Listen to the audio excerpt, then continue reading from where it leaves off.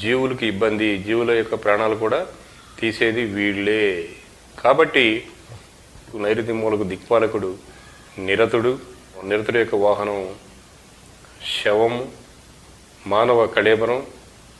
ఈ మూల యొక్క అధిగ్రహము, అధిపతి అయినటువంటి గ్రహము రాహుకేతువులు.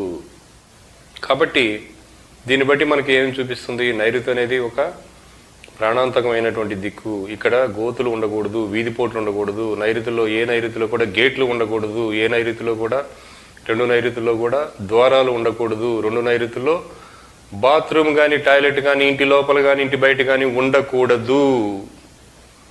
అలా నైరుతి దోషాల వలన ముప్పు ఏంటంటే, ఏ ప్రమాదం అయినా సరే జరిగిన తర్వాతే తెలుస్తుంది. ముందు జాగ్రత్త తీసుకోవడానికి కూడా లేదు. ఈశాన్యం దోషం వలన ఏంటంటే ముందు జాగ్రత్త మనం తీసుకోవచ్చు, వాస్తు మార్పులు ఏదో అనారోగ్యం వచ్చిందండి, అందుకని మా ఇల్లు కొంచెం